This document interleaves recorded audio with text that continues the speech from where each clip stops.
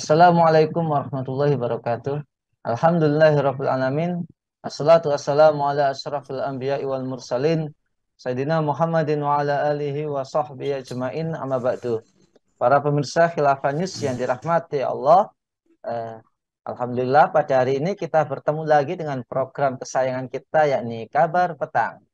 Hari ini Selasa 19 Desember 2022. Kita akan membahas tema-tema terkini dengan narasumber yang kredibel, terpercaya, tentu saja dari sudut pandang Islam. Inilah Kabar Petang selengkapnya.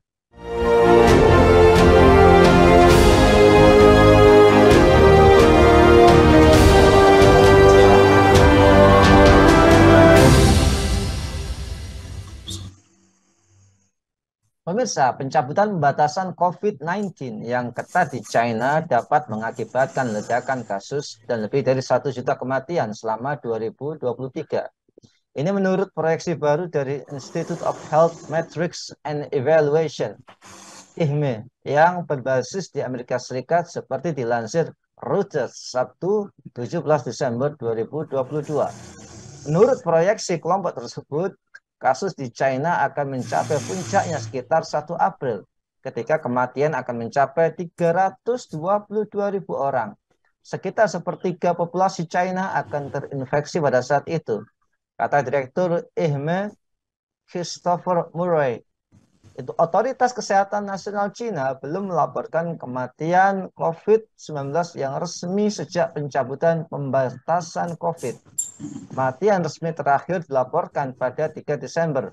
Total kematian akibat pandemi mencapai 5.235 orang.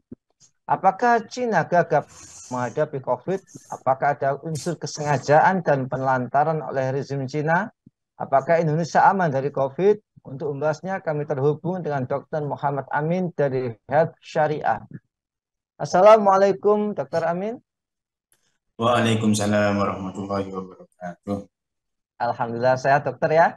Alhamdulillah sehat. Dokter, peti mati mengular di depan gedung yang dijadikan krematorium khusus COVID-19 di Beijing.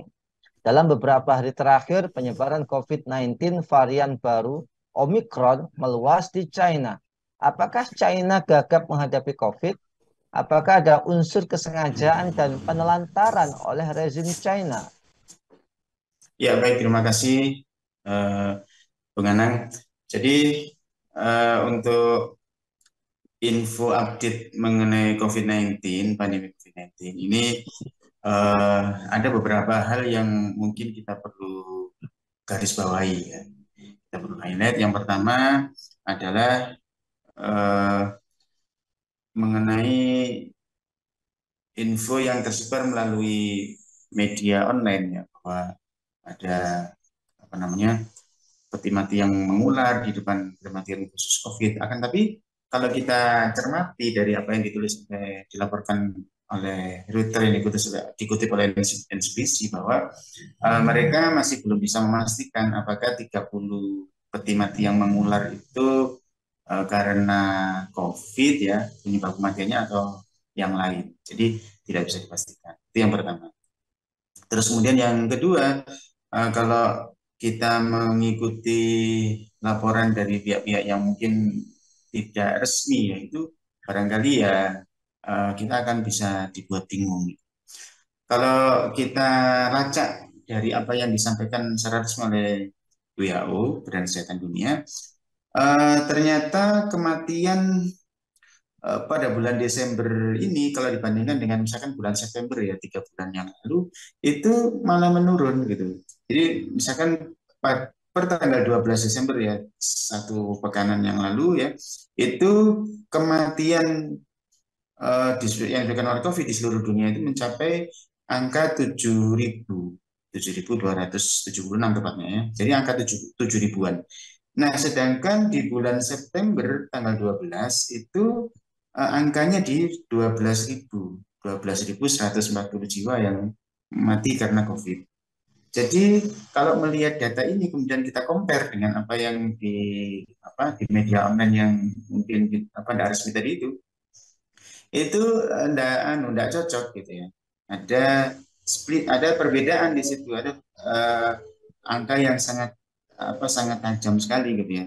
Dan memang saya pikir itu dikonfirmasi dengan apa yang disampaikan oleh dokter sendiri, bahwa mereka tidak bisa memastikan apakah 30 peti mati itu adalah merupakan penyebab kematiannya adalah COVID. Saya sendiri kalau saya bandingkan dengan misalkan kasus di kota saya ya di puncaknya dulu ya, tahun 2021 sekitar bulan Juli sampai Agustus, itu kalau yang saya alami di satu rumah sakit kecil ya, itu peti mati yang karena jelas-jelas karena COVID ya, karena dari bangsa COVID itu ada sekitar 10, ada sekitar 12. Jadi kan kayaknya kalau untuk seluruh Beijing ya, itu yang mengular cuma 30 peti, itu kayaknya kok bukan angka yang besar itu, Bang.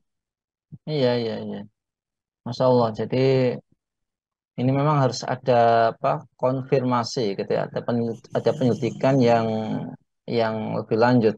Tapi dokter, apakah memang ini apa indikasi meskipun sedikit gitu ya, apakah ini indikasi bahwasanya penyebaran virus COVID-19 ini akan kembali meluas termasuk ke Indonesia, Dok? Apakah Ya, kasus baru positif COVID-19 di Indonesia ini masih tergolong rendah meskipun memang kita harus waspada ya? Silakan, Dok. ya.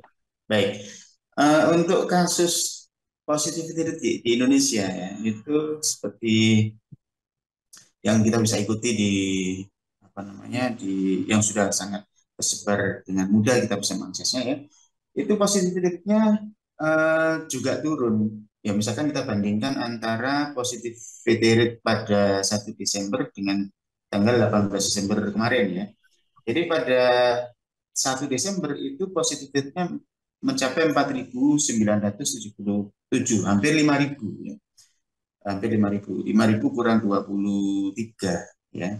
Kemudian per tanggal 18 Desember kemarin itu angka positivity rate-nya turun menjadi 860. Memang fluktuatif ya kalau kita lihat trennya itu fluktuatif, tapi nggak sampai tinggi banget sebagaimana yang dulu apa namanya sebagaimana yang dulu ya di tahun 2021 ya, di puncaknya itu tinggi sekali. Jadi ini saya pikir enggak terlalu tinggi ya penyebarannya. Tapi kan masih ada, iya masih ada, ya. Masih ada memang virus itu. Uh, Mungkin yang ada beberapa hal sih yang perlu kita perhatikan di sini, tentu tentang pencegahan. Jadi untuk positivity-nya di Indonesia tidak terlalu tinggi. Apakah bisa muncul lagi gitu ya? Uh, Kalau melihat trennya kita berharap enggak muncul, kecuali kalau misalkan ada kepentingan ini itu ya, misalkan nanti di hari raya tertentu nanti diisukan naik, misalkan ya si emak akan si Umi, kata besar itu sama dia, si Umi virus Omikron gitu ya. Itu akan datang lagi gitu ya, walau alam. Tapi faktanya memang trennya sekarang ini lagi sedang menurun. Iya. Alhamdulillah, semoga segera musnah COVID ini, Sat ya. Amin. Nah, Ustadz, dokter, apakah pemerintah Indonesia masih terkesan lambat merespon wabah corona yang di China? Memang sedikit, tapi memang harus apa ya, harus ada perhatian kan gitu ya. Apakah sikap kurang serius dan cenderung meremehkan bisa berbuah bencana kembali? Ini termasuk ke kita ya, kan kita juga nggak boleh ngeremehkan kan gitu ya. Kalau meskipun ini sedikit. Silakan, Ustadz. Ya, betul. Berkaitan dengan respon dari pemerintah kita berkaitan mengenai dalam hal COVID-19 ini, bagaimana, apakah sudah tepat ataukah tidak tepat? Untuk saat ini kita masih belum bisa melihat apakah responnya ini sudah tepat atau tidak ya, karena memang faktanya COVID ini tidak seperti yang di awal-awal pandemi ya, angkanya trennya itu adalah naik ya. Tapi ini sekarang kan fluktuatif, jadi kita tidak bisa melihat apakah gagap atau tidak gagap, apakah siap apakah tidak siap. Oleh karena memang seperti yang tadi saya katakan, masih bisa sih, masih memungkinkan untuk menjadi pandemi dengan mekanisme immune escape. Jadi virus-virus dengan varian yang baru itu mereka bisa menghindari sistem imun yang sudah terbentuk sebelumnya ya. misalkan melalui infeksi alami ataukah melalui vaksin ya, itu kan terbentuk nih di dalam tubuh kita sistem kekebalan untuk apa yang sifatnya spesifik untuk mengatasi virus tertentu. Akan tetapi ada mekanisme immune escape tadi itu. Jadi si virus ini si Umi ya, di keturunannya itu sekarang ada namanya BQ1.1, kemudian SPB 1, 2, 3 sampai 4 ya. Jadi itu beranak pinak memang mereka itu menjadi bentuk-bentuk yang atau jadi virus-virus jenis yang baru ya, atau varian subvarian yang baru gitu. Nah, itu mereka memang mempunyai kemampuan imun escape tadi itu. Akan tapi alhamdulillah kalau saya amati sampai sejauh ini pasien-pasien yang dirawat di tempat kami juga tidak banyak, yaitu yang pertama. Kemudian yang kedua, derajat severity-nya atau keparahannya itu juga tidak tinggi. Terus bagaimana responnya? Kalau yang terjadi itu seperti dulu ya, misalnya oksigennya banyak sebenarnya, akan tetapi oleh karena apa namanya ini lebih mengutamakan oksigen industri ya Bu, dibandingkan dengan oksigen buat kesehatan. Maka meskipun oksigen kita itu banyak, akan tapi pasien-pasien yang mengalami kekurangan oksigen banyak kan di rumah sakit kekurangan oksigen. Kalau itu kebijakannya masih tidak berbeda ya, saya pikir uh, ini akan mengulang kejadian fatal yang sama di tahun 2021. Mudah-mudahan jangan ya. Kita berdoa mudah-mudahan jangan terjadi lonjakan kasus dan severity-nya juga jangan melonjak. Itu juga tentu sangat berharap ya agar para pemimpin kita tidak lagi seperti dulu di mana kayak kasus oksigen yang tadi saya bilang ya, jumlah produksi oksigen tinggi sekali ya kan, tapi ternyata ya kami di dunia kesehatan waktu itu sangat kekurangan ya, bahkan bosnya Samator ya, bosnya oksigen itu bosnya perusahaan oksigen mas saya itu meninggal oleh karena mengalami kekurangan oksigen. Iya. Mana? Baik, sangat ironis sekali, Sir. Nah, terakhir, Pak Dokter, apakah konsep kebijakan pemerintah dalam Islam, seperti apa kebijakan pemerintah dalam sistem Islam terkait penanganan pandemi, Ustaz? Ya, baik. Untuk penanganan pandemi di dalam syariah, jadi yang pertama adalah kita mesti menyadari bahwa uh, Islam itu memposisikan seorang pemimpin itu sebagai penggembala. Al-imam kata Rasulullah, al-imam mura'in bahwa mas'ulun an ra'iyati. Seorang pemimpin itu ibarat penggembala dan dia akan dimintai pertanggungjawaban atas gembalaannya. Nah, para ulama memberikan penjelasan, umpamanya ada seorang penggembala, kemudian kambing yang digembalakannya itu jatuh ke jurang, kemudian jadi sakit, jadi mati dan seterusnya, maka penggembala itu akan dimintai pertanggungjawaban gitu oleh si pemilik kambing. Demikian juga dengan konsep di dalam Islam. Jadi pemimpin itu ibaratnya penggembala. Dia tidak akan peduli dengan omongan orang lain. Yang dia pedulikan adalah siapa yang bagaimana nanti dia akan bisa mempertanggungjawabkan atas gembalaannya itu pada orang yang meminta pertanggungjawaban. Nah, dalam hal ini kalau seorang pemimpin di dalam Islam, yaitu khalifah atau imam, itu pertanggungjawabannya itu kepada Allah Subhanahu wa taala. Maka pasti ya seorang imam akan berusaha agar rakyatnya itu yang dia gembalakan itu tidak jatuh pada kesengsaraan-kesengsaraan, termasuk kesengsaraan yang diakibatkan oleh karena COVID-19 ini tadi.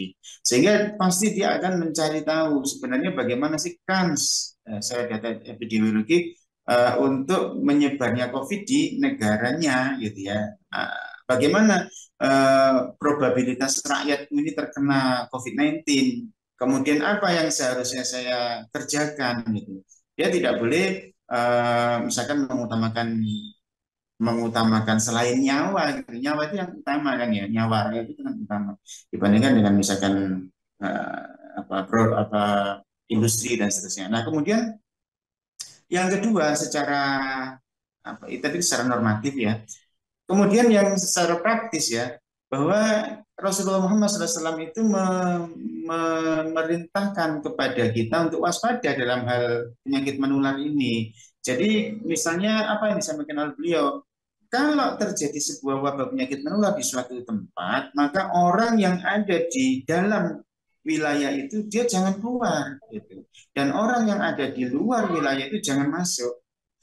Nah, kebijakan seperti ini tentu membutuhkan cost kan, membutuhkan support apa namanya dari berbagai kebijakan yang lain ya, termasuk dalam hal ini adalah bagaimana memberikan makan, suplai makanan kepada orang-orang yang ada di wilayah wabah, bagaimana memberikan kecukupan bukan cuma makanan kan kebutuhan mereka ya, kebutuhan mereka mungkin apa namanya berupa rekreasi dan seterusnya, sehingga atau hiburan gitu ya, sehingga tentu ini harus difikirkan jangan sampai sudahlah rakyatnya ini tidak di apa istilahnya itu isolasi, kemudian kalaupun misalkan diisolasi itu tidak dikasih sesuatu apa yang bisa menghibur mereka, mencukupi kebutuhan mereka dan yang lain-lain. Jadi saya pikir kebijakan di dalam agama Islam ya itu sangat komprehensif sekali ya, karena ada kebijakan utama, kemudian ada support sistem yang begitu kokohnya ya, dalam hal ini adalah